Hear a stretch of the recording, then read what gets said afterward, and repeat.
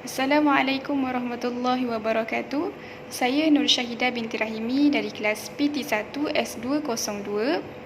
Okey, jadi pada hari ini saya akan membentangkan tentang pembentangan yang bertajuk hujah dan solusi terbaik untuk mengekang idea anti hadis. Okey, pertama sekali kita kena tahu apa itu golongan anti hadis? Siapa golongan anti hadis ni kan? Okey, jadi anti hadis ni adalah sesiapa yang tidak mempercayai hadis Nabi SAW sebagai sumber hukum Islam, maka tergolonglah dalam golongan yang sesat.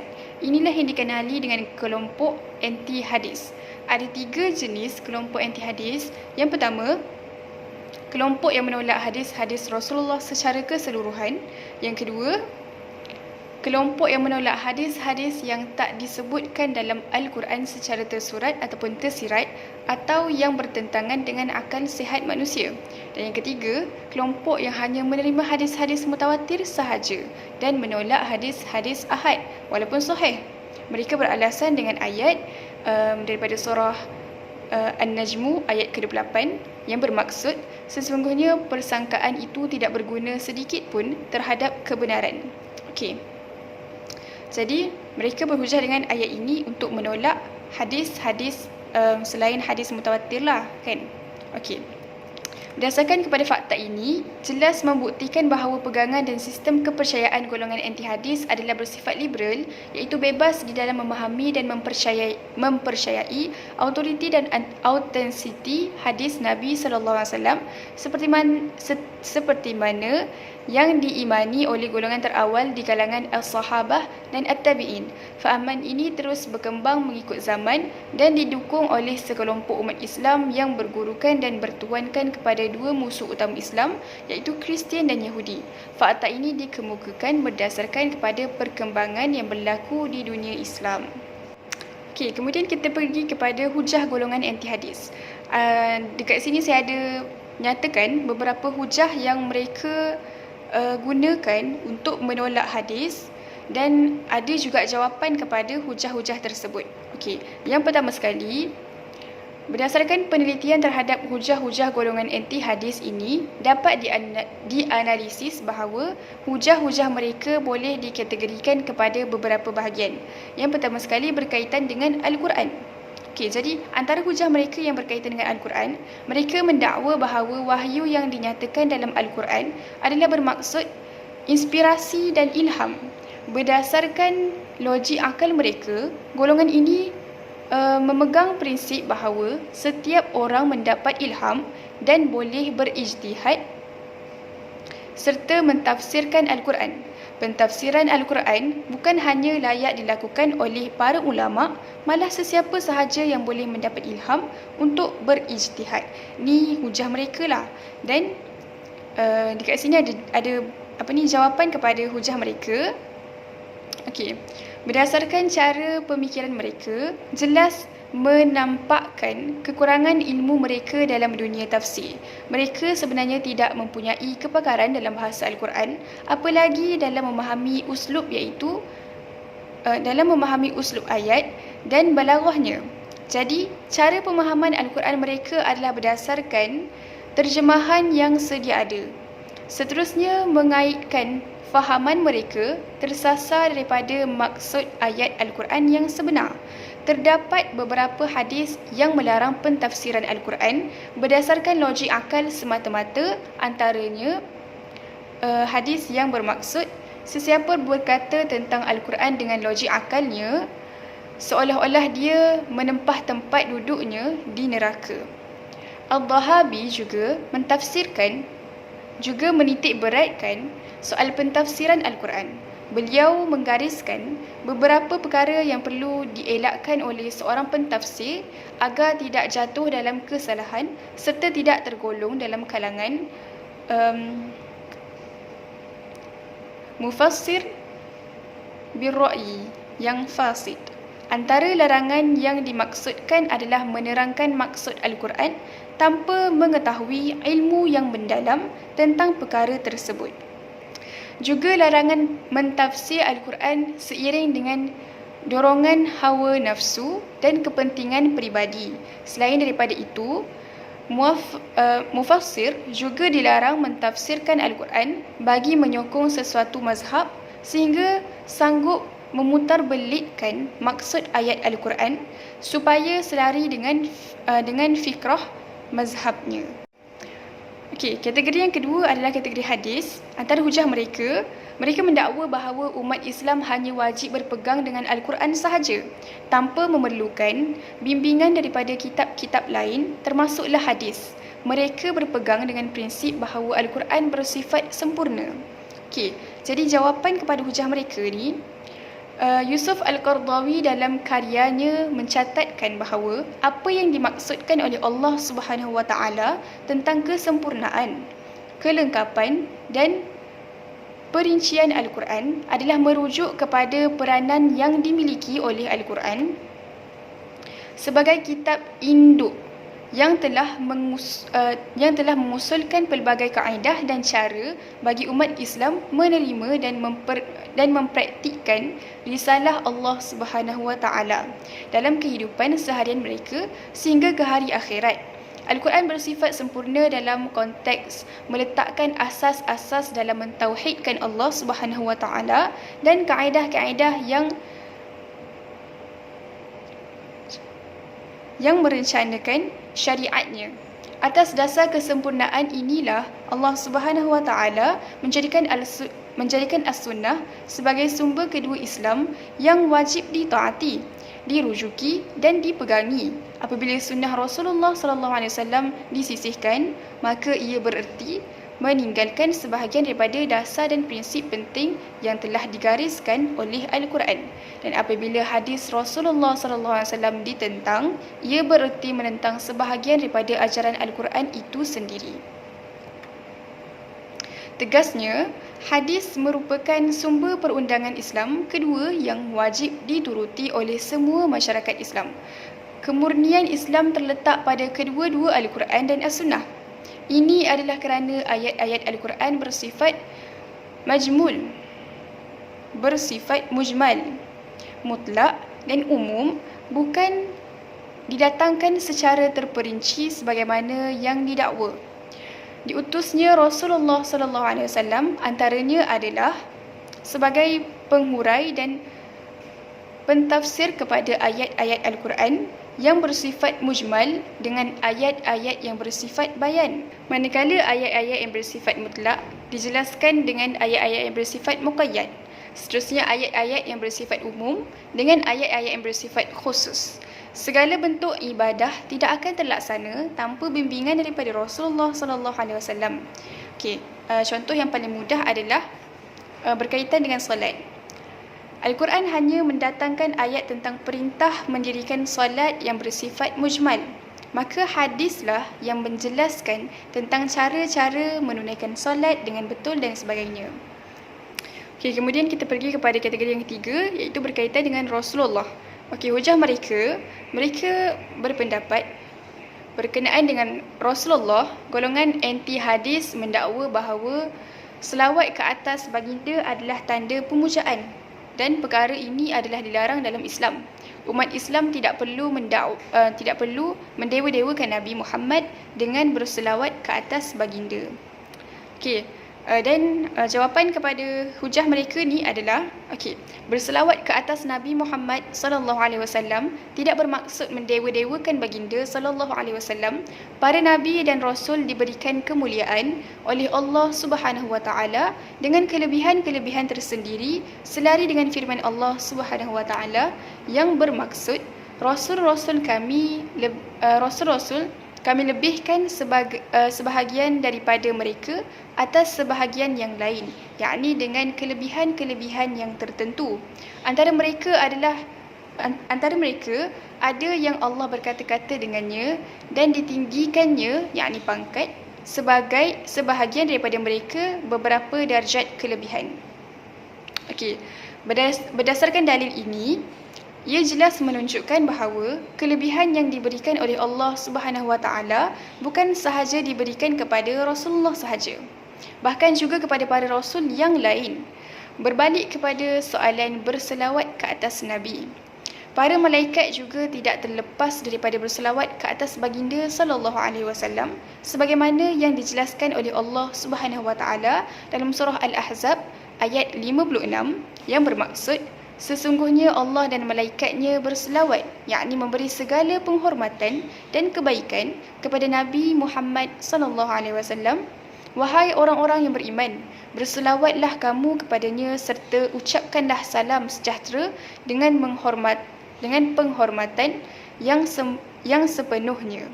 Berdasarkan dua dalil di atas, jelas menunjukkan bahawa berselawat ke atas Nabi Muhammad sallallahu alaihi wasallam adalah tidak dilarang sama sekali, bahkan para malaikat turut berselawat dan memuliakan baginda sallallahu alaihi wasallam. Okey, kemudian berkaitan dengan syariat. Okey. Golongan anti hadis ini, mereka banyak mempertikaikan hukum hakam Islam. Antaranya adalah berkaitan batas aurat wanita. Menurut fahaman mereka, rambut bukanlah sebahagian daripada aurat wanita. Mereka berpendapat bahawa pemakaian tudung merupakan fenomena baru bermula beberapa puluh tahun yang lepas. Okey. Dan jawapan bagi hujah mereka adalah dakwaan mereka jelas bertentangan dengan ijma' para ulama' yang menegaskan bahawa rambut wanita adalah termasuk perhiasan yang wajib ditutup. Tidak boleh dilihat oleh orang yang bukan mahramnya. Dalil daripada ijma' tersebut adalah Al-Quran. Merujuk kepada surah An-Nur ayat 31 yang bermaksud, dan katakanlah kepada perempuan-perempuan yang beriman supaya menyekat pandangan mereka daripada memandang yang haram dan memelihara kehormatan mereka, dan janganlah mereka memperlihatkan perhiasan tubuh mereka kecuali yang zahir daripadanya, dan hendaklah mereka menutup belahan leher bajunya dengan tudung kepala mereka. Dan janganlah mereka memperlihatkan perhiasan tubuh mereka melainkan kepada suami mereka atau bapa mereka atau bapa mertua mereka atau anak-anak mereka atau anak-anak tiri mereka atau saudara-saudara mereka atau anak bagi saudara-saudara mereka yang lelaki atau anak bagi saudara-saudara mereka yang perempuan atau perempuan-perempuan Islam atau hamba-hamba mereka atau orang gaji dari orang-orang lelaki yang telah tua dan tidak berkeinginan kepada perempuan, atau kanak-kanak yang belum mengerti lagi tentang aurat perempuan, dan janganlah mereka menghentakkan kaki untuk diketahui orang akan apa yang tersembunyi dari perhiasan mereka, dan bertaubatlah kamu sekalian kepada Allah, wahai orang-orang yang beriman, supaya kamu berjaya.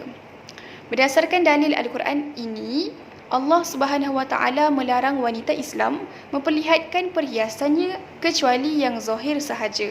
Para ulama juga berijtihad mengatakan bahawa rambut adalah sebahagian daripada aurat wanita.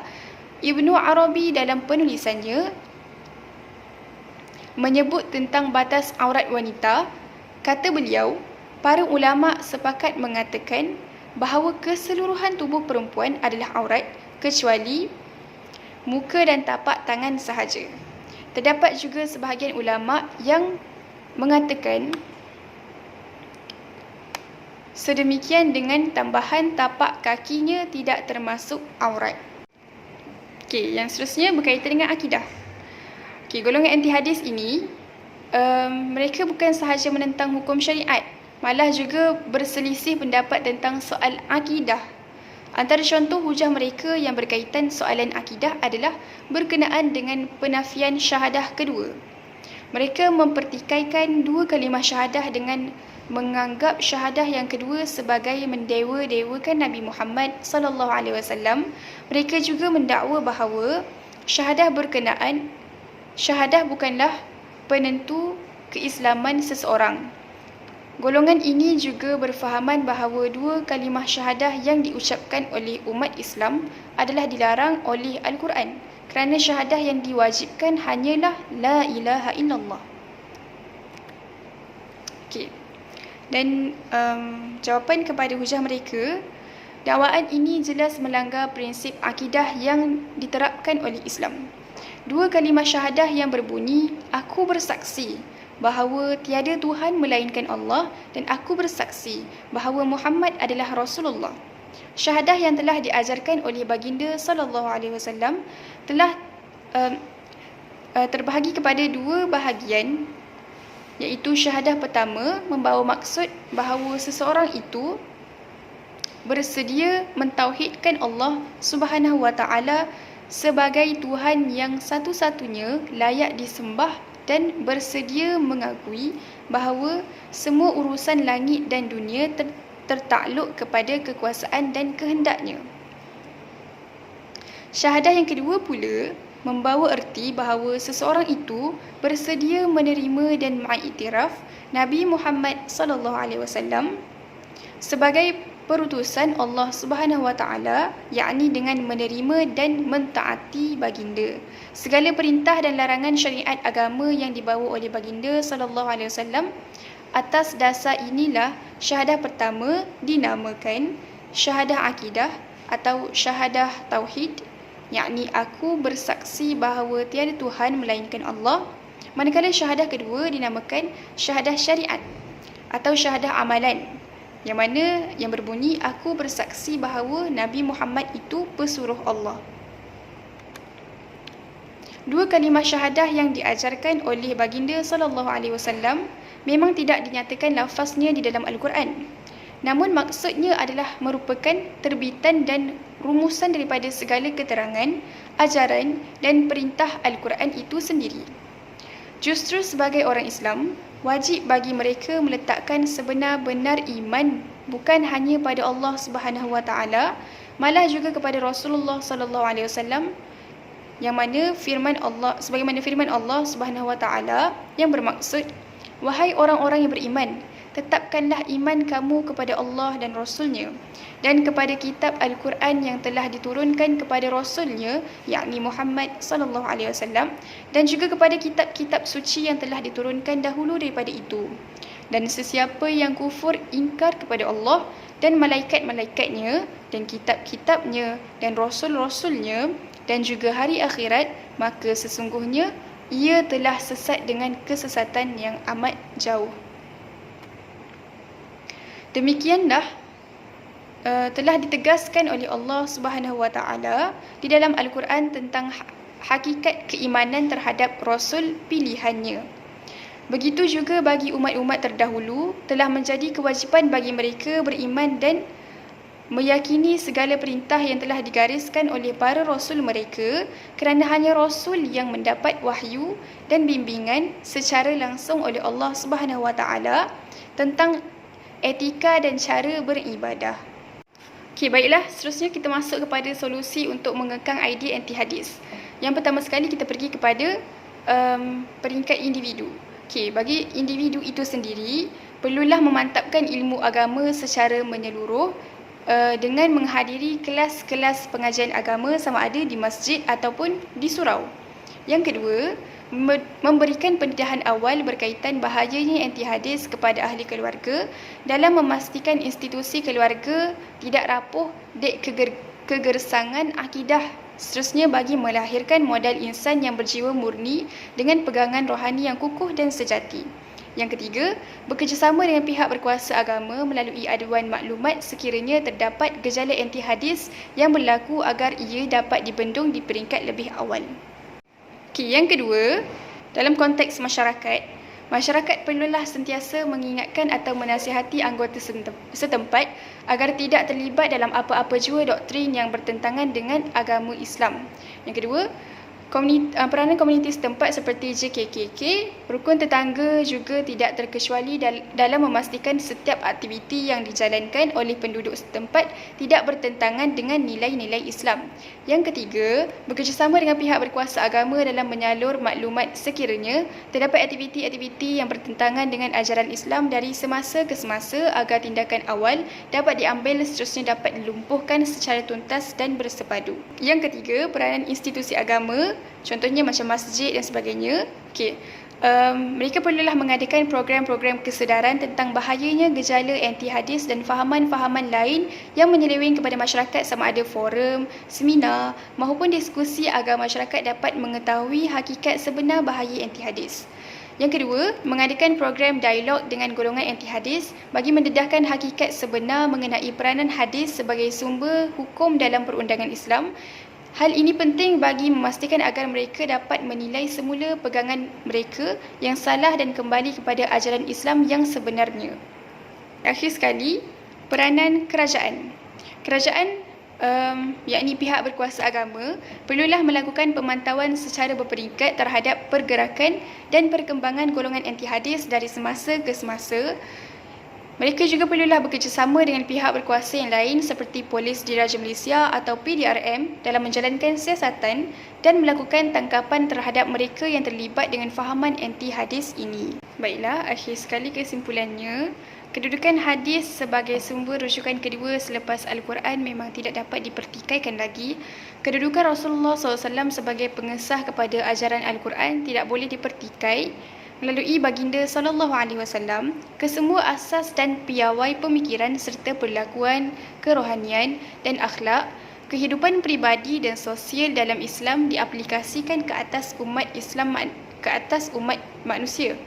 Sesungguhnya perbuatan dan kata-kata baginda SAW termasuklah apa-apa yang dikenali sebagai sunnah. Kedua-duanya sebenarnya adalah sumber kepada tata cara seorang Muslim dan juga sebenarnya adalah berdasarkan perintah Allah serta bertepatan dengan fitrah kemanusiaan. Okey, akhir sekali saya ada sediakan rujukan. Okey, baiklah, itu sahaja daripada saya. Sekian, terima kasih.